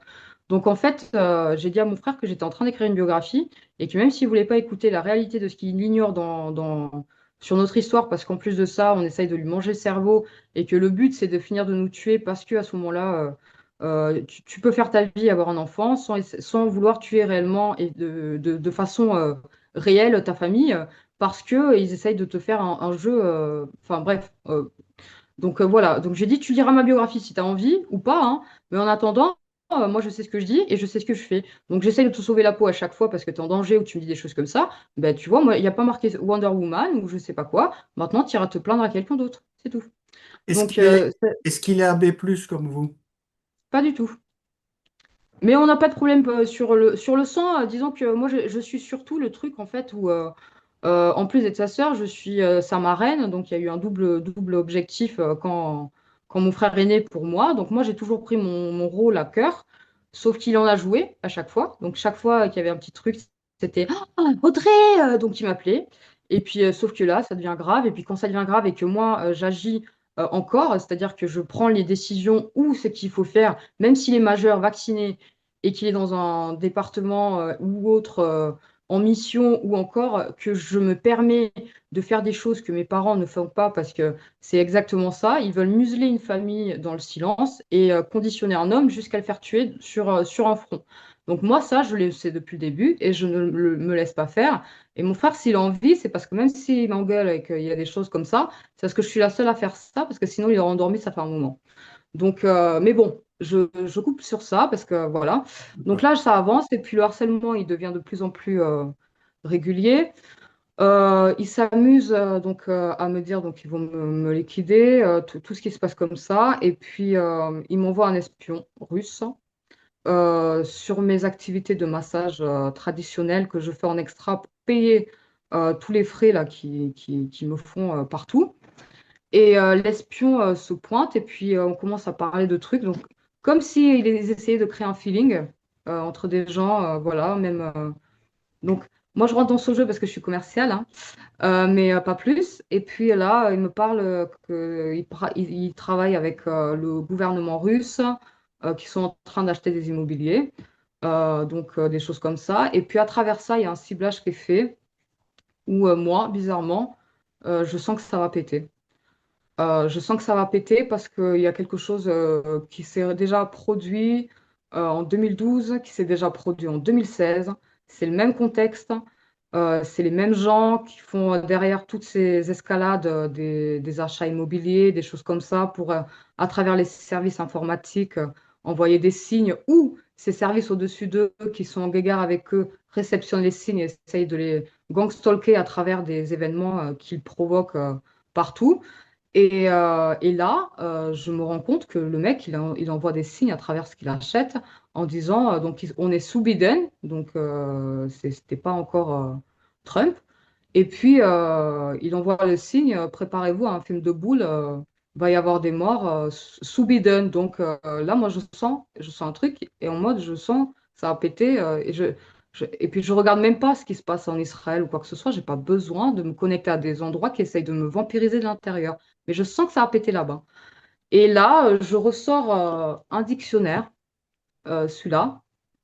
Et puis, dans le dictionnaire, qui est l'édition 2015, il y a tout un jeu qui a annoncé Nice, qui a annoncé deux, trois services qui ont marché avec.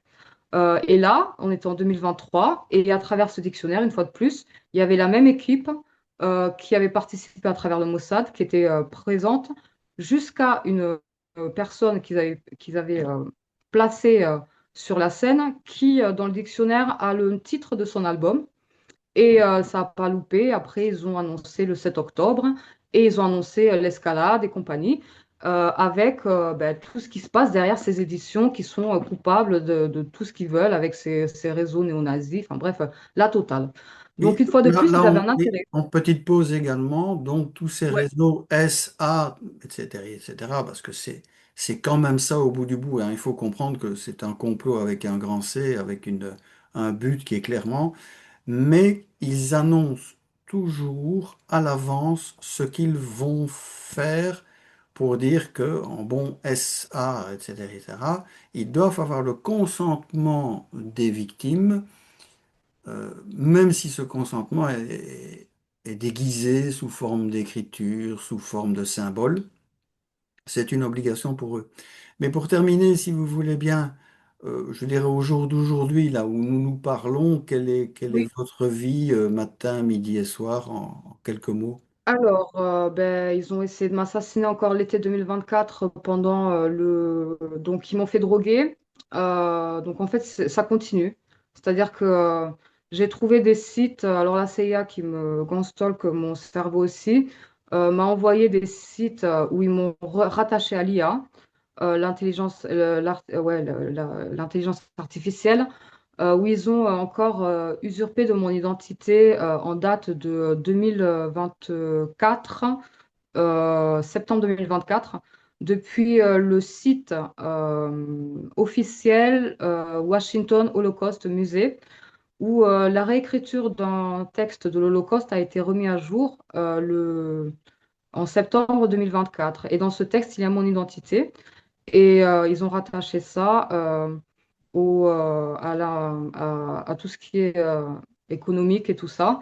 Et puis, ils ont fait ça juste après avoir essayé de m'assassiner, avec ben, du harcèlement, envoûtement CIA, jusqu'à palpitations cardiaques, envoi de variole électronique, jusqu'à sentir ses organes qui palpitent dans ses pieds pendant plus de 15 jours, sans pratiquement arriver à respirer correctement. Donc, quand ils ont vu que je me suis sortie de ça, ils ont gangstocké mon identité jusqu'à Washington. Et puis, ça a suivi d'un harcèlement administratif, de violences policières en centre commercial, inexpliquées, avec Quel centre commercial? Super U. Parce que je viens d'avoir Elena dans l'enregistrement, elle se fait gangstocker par les vigiles de Carrefour. Alors, on sait que M. Bompard, en dehors d'avoir violé Aurélie Ganga en 2005 à Canal+, on revient à l'audiovisuel, par l'intermédiaire de sa femme Charlotte Cobel, fait du gangstalking sur la petite fille d'Aurélie Ganga. Donc, que ces gens me fassent un procès, j'en doute parce qu'ils n'ont pas trop intérêt. Mais Monsieur Bompard est un grand ami, comme Michel Fugain, de la plus grande démocratie du Moyen-Orient, n'est-ce pas? Puisqu'il fournit des colis à l'armée israélienne ou près de laquelle, je dirais, la Wehrmacht semble montrer des signes éthiques qui ne sont pas ceux de Tsahal. Et donc, les vigiles de Carrefour agressent Elena quand elle y vient. Donc, ils sont renseignés qu'ils doivent la harceler. C'est pour ça que je vous posais la question de Super U. Est-ce que Super U, par hasard, est une filiale de Carrefour quelque part? Non, alors eux, ils sont indépendants à cette filiale. Par contre, c'était un gendarme qui était dedans. Et puis, ça s'est passé d'une façon brutale, c'est-à-dire que moi, j'ai fait remonter un comportement anormal de harcèlement par quelqu'un de la structure qui me suivait derrière pour me faire virer et puis me parlait pour que j'avance plus vite. Et c'était comme un harcèlement sexuel. Et il est passé sur le côté, il a commencé à me tutoyer, j'ai refusé d'admettre ce comportement, j'ai fait remonter ça à la direction. Il faisait ça parce qu'en plus, il savait que c'était samedi, qu'il n'y avait personne de la direction. Et là, finalement, il y avait un gendarme. Donc, j'ai fait remonter le comportement au gendarme, sauf qu'à ce moment-là, moi, j'avais quelqu'un devant moi. Et en plus, il s'est présenté comme être le patron de l'établissement. Il était habillé, on aurait dit un vigile, donc il avait l'uniforme bleu avec un liseré rouge. Et puis, il n'a pas présenté sa plaque, il n'a pas dit qu'il était gendarme. Donc, pour moi, c'était soit quelqu'un de la sécurité, soit peut-être un pompier ou quoi, mais j'ai pas compris que c'était le gendarme de suite. Et puis, il a été violent. Donc, il m'a pris avec les sacs et il a essayé de m'étaler par terre. Il m'a dit, tu dégages de chez moi, tu reviens plus jamais. Alors que c'est moi qui fais remonter un comportement anormal. Et puis, il a essayé de m'étaler par terre devant au moins 12 personnes et ça s'est pas passé comme il a voulu parce que je me suis pas étalée. Je me suis mis en mode Krav Maga, position autodéfense. Et puis, il a essayé de me traîner sur l'attraction de mes sacs pour me foutre en l'air. Il n'y est pas arrivé. Et ça a duré à peu près déjà 7 ou 8 minutes pour qu'il arrive à me sortir de cette façon-là. Et puis, il a essayé de me jeter dans une flaque d'eau et ça n'a pas marché. Et là, il a commencé à essayer de faire croire que j'étais une droguée. Donc, j'ai dit en plus, vous diffamez sur mon état d'esprit. Il m'a dit non, j'ai jamais dit ça. En plus, elle est à moitié folle. Donc, en plus, il a fait monter tout un truc. Ah oui. Donc on voit l'organisation d'un théâtre, non pas de rue, mais ici dans un établissement soi-disant privé, où on vous brutalise, il y a une inversion accusatoire, on entend la petite musique, vous êtes folle. Le gros danger évidemment qui vous menace, c'est la psychiatrisation. Hein. Ah non, mais c'était pire que ça. Il m'a dit, il y a outrage à agent, tu veux pas la fermer, je vais te foutre en prison et je vais te mettre 3500 balles d'amende. Voilà. Donc, et puis il continue à être violent, il m'a pris, il m'a hurlé dessus en me secouant. C'était vraiment très violent, hein. Et là, j'ai dit, non, mais là, je crois qu'on va appeler la patrouille de police, là. J'ai fait, moi, je suis pas d'accord.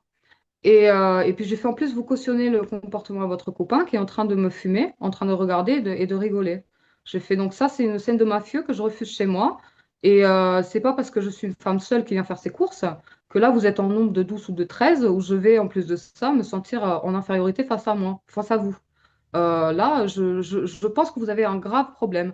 J'ai Et en plus, il a probablement. fait ça sous les caméras en disant qu'il y avait des caméras partout et que chez lui, tout était filmé. Sauf que les gendarmes, ils n'ont plus le droit de les filmer. Ils peuvent faire ce qu'ils veulent. Ce qui veut dire que là, ça s'est passé comme ça, la patrouille est arrivée et elle a pris le relais. J'ai dit que c'était moi la victime et que je venais de me faire agresser gentiment pour des choses qui étaient anormales. Et elles ont pris les vidéos, elles ont regardé les vidéos et elles ont avoué qu'il y avait un comportement qui était anormal et violent. Et du coup, j'ai fait une main courante pour commencer et je ne suis pas allée plus loin parce que le but, c'était pas ça.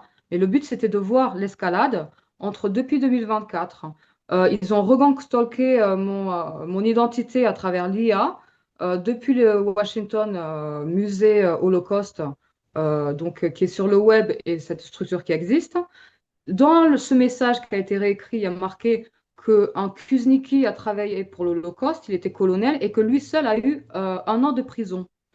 Dans l'escalade, ils ont construit un harcèlement qui est allé jusqu'à administratif et au contrôle fiscal. contrôle fiscal anormal. Et derrière ça, il y a une violence policière anormale où on me dit qu'on va me mettre en prison. Et tout ça, c'est pas justifié. Et au bout d'un moment, on a l'impression d'être dans une quatrième dimension et on comprend pas pourquoi.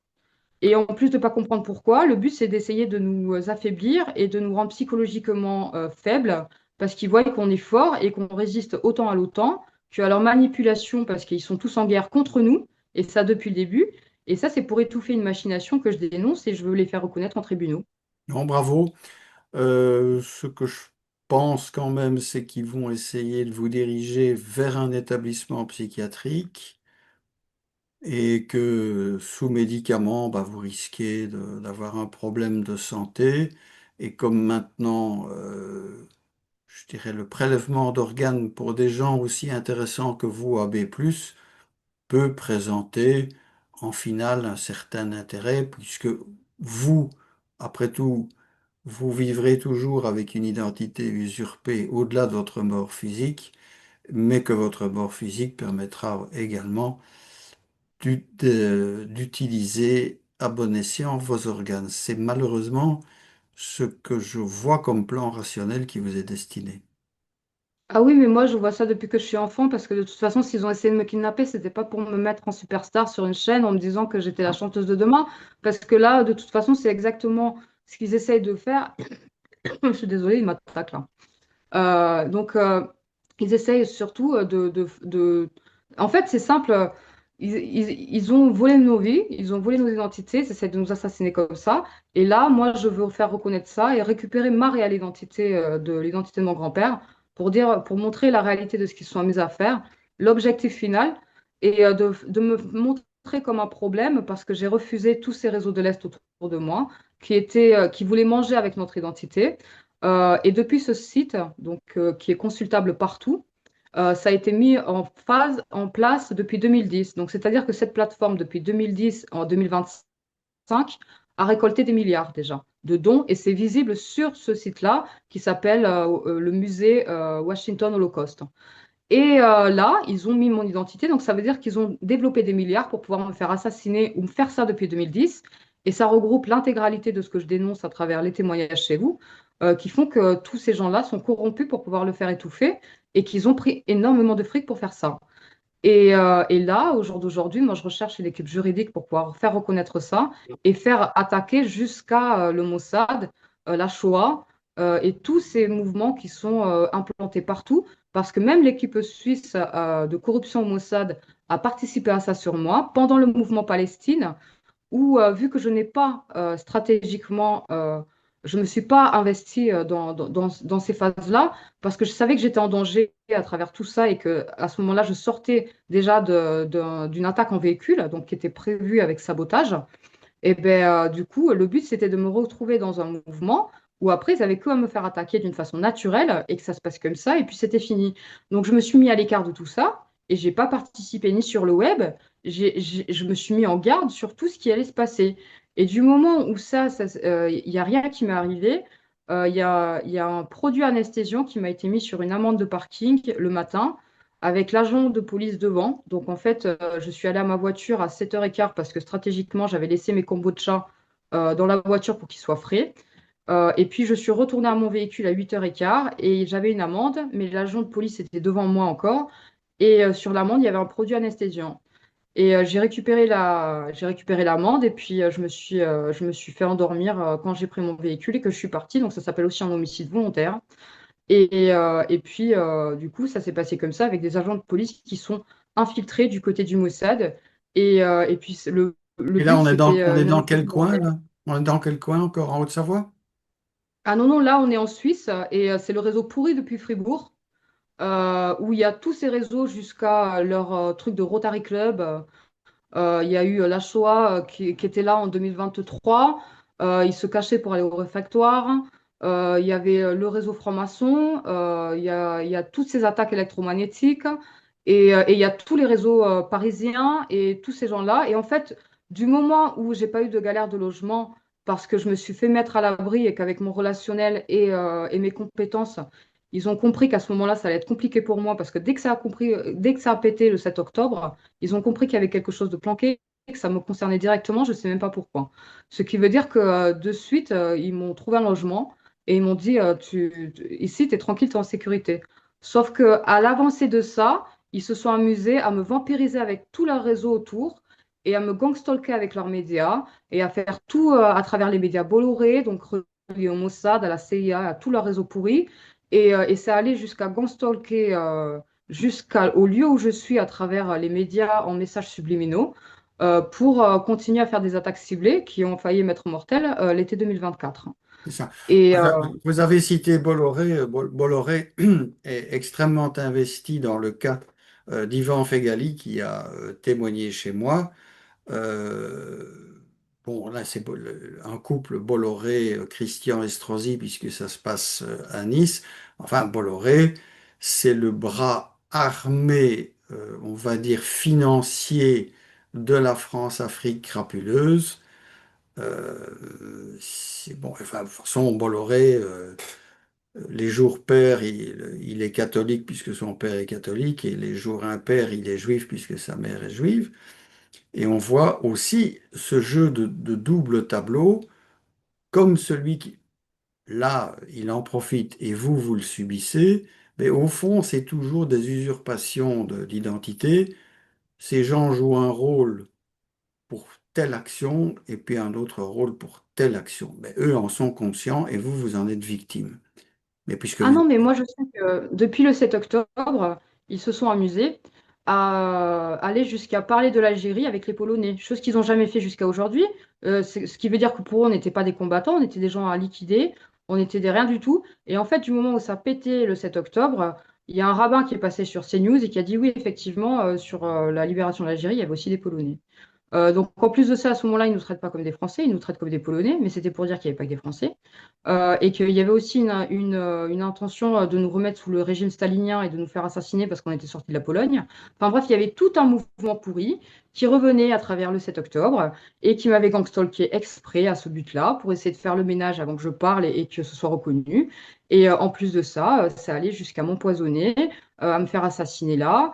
Enfin, là, moi, je suis passée à deux doigts d'appeler l'ambulance l'été 2024 parce que je me suis retrouvée par terre et j'arrivais pas à me relever. Et puis, j'avais des voix qui me vampirisaient, donc les voix qui sont là tous les jours. Donc, ce sont des gens. Autant il y a des programmes qui sont faits, mais des fois, on peut avoir aussi les voix de VIP qui se pointent. Donc, ils s'amusent avec tous ces réseaux à venir nous gangstalker parce qu'on ne les a pas laissés rentrer chez nous et qu'ils n'existent pas chez nous et qu'on les dénonce. Moi, je les dénonce depuis 2010 avec tout ce réseau d'implication et ils pensent encore être en poids et en phase d'être plus lourds que moi avec tout ce qui se passe et tout ce qu'il y a sur l'étendue du réseau. Moi, sur ma capacité mentale et ma fiabilité mentale, je suis ultra forte, solide. Et au bout d'un moment, avec les devants que j'ai pris, parce que j'ai plusieurs témoignages d'internement abusif moi aussi, ce qui veut dire que je connais leur méthode par cœur, et effectivement, jusqu'au service d'État, ils ont essayé de me positionner de force sur des endroits où je n'avais pas à être, pour essayer de commencer à dire, en plus de ça, elle est folle, elle va postuler à des endroits, elle n'a rien à foutre là. Donc en fait, moi, j'ai fait remonter tout un comportement déjà, et en fait, à chaque fois que je contre leur attaque, eh bien, il y a quelque chose qui est fait à travers les violences électromagnétiques pour essayer de m'enlever l'opposition mentale que j'ai sur ma liberté et d'avoir compris leur manipulation et leur stratégie, qui fait qu'à côté de ça, c'est relié jusqu'à Washington, mais c'est aussi relié à mon dossier médical qu'ils ont gangstalké jusqu'en Amérique, c'est aussi relié à tout ça. Et là, la Suisse, elle a pris le fric pour la fermer depuis la corruption d'État, Covid, parce que leur intention, c'était de gagner le territoire Haute-Savoie, de faire picoser tout Évian et tout ça, et surtout d'effacer des secrets d'État comme moi, qui a lutté même pendant Covid, et qui là se retrouve dans une capacité à dénoncer énormément de choses qui les dérangent. Donc Oui, tout, voilà. tout à fait. Et nous allons devoir malheureusement arrêter là-dessus, mais il est évident qu'aujourd'hui, vous êtes devenu, votre personne est devenue une nuisance dont ils doivent se débarrasser. Vous en êtes consciente. Ah Euh, oui, oui, tout à fait. bon, voilà, on le dit. Et si jamais vous étiez victime d'un suicide, d'un accident de voiture, parce que ça se fait beaucoup aujourd'hui, on est presque à... Il y a le Clinton body count, mais je pense qu'il va y avoir le Macron body count, où on voit quand même des gens disparaître dans des conditions bizarres ou avoir des cancers quand ils ne sont pas bien pensants. Moi, comme homme de l'art, je sais que c'est tout à fait anormal. Donc, Audrey, nous luttons et je me permets de vous féliciter de, de la hauteur de mon grand âge parce que vous êtes jeune et vous avez beaucoup à perdre, et moi sensiblement moins. Je vous dis toute mon admiration pour votre intelligence, pour votre courage et votre volonté de tenir à des principes qui font que c'est l'honneur de l'esprit humain, pour reprendre une formule célèbre, et je vous remercie. Eh ben, je vous remercie à vous de votre travail et de votre chaîne parce que même s'ils ont trouvé un enjeu à cibler votre chaîne, parce que je pense qu'ils cherchent en plus de ça à essayer d'analyser ce qu'ils commencent à faire parce qu'ils ne nous ont pas sous les yeux tous les jours et que du coup, au bout d'un moment, ils veulent voir si ils peuvent encore continuer à marceler ou si ça suffit. Est-ce que je suis complètement tarée? Est-ce que je vais oser dénoncer la réalité de ce qu'ils font ou pas? Et puis surtout, de voir que vous êtes des gens investis et que derrière, il y a tout un sérieux qui prouve que tout ça, au bout d'un moment, ça va être jugé. Mais moi, là, ce que je recherche, c'est vraiment une équipe procureur qui est en résistance avec ces gens-là, parce que l'équipe, enfin, cette affaire, elle commence à devenir internationale. Il y a des preuves partout. Il y a ce gang stalking jusqu'à l'Ukraine. Il y a cette manipulation à travers les guerres qui n'est pas réelle, parce qu'ils sont tous alliés contre nous qui prouve que même actuellement, quand on voit des gens qui s'appellent Barrot et dire, et là, j'ai pas peur de le dire, Monsieur Barrot qui dit un peu de respect parce que l'Ukraine, elle se bat pour son territoire alors que vous essayez d'assassiner le nôtre depuis 75 ans en France, avec ces mesrines-là que vous payez en tueurs à gages. Je ne suis pas d'accord avec vous, il n'y a aucun respect à avoir avec ça, et surtout pas avec vos financements, et surtout pas avec l'implication de ce que vous nous envoyez, quand en plus de ça, derrière ça, 2 jours après, là, je suis là, vous pouvez m'envoyer une voiture de sport avec un Ukrainien qui essaye de me dire qu'il y a juste à me regarder pour comprendre que je suis folle. C'est exactement le comportement que les Ukrainiens ont avec nous, que ce soit sur la France ou sur la Suisse. Le Mossad, Israël, tous vos réseaux avec lesquels vous mangez. Et moi, j'ai envie de vous dire, vous n'êtes pas un franco-suisse qui est normal. Merci Audrey. Voilà. Merci Audrey. Je pense qu'on sera appelé dans un certain temps à se revoir. On va se tenir au Oui. courant. Je vais arrêter l'enregistrement. Nous resterons quelques minutes en off et nous saluons les auditeurs qui écouteront, je l'espère, les trois parties de cette interview parce que, je le dis et je le répète, le sort qui vous est fait, c'est le sort qui attend tout le monde si nous ne faisons rien. Et aujourd'hui, se mettre la tête dans le sable, se boucher les oreilles, se mettre les poings dans les yeux ne changera rien. Et je le dis aussi aux victimes qui savent qu'ils sont victimes, essayez de passer entre les gouttes et penser qu'en ne parlant pas, ils vont vous foutre la paix. C'est une erreur qui va vous coûter cher parce qu'ils ne lâchent jamais. Voilà, Non. merci Audrey et à bientôt. Merci, merci, monsieur.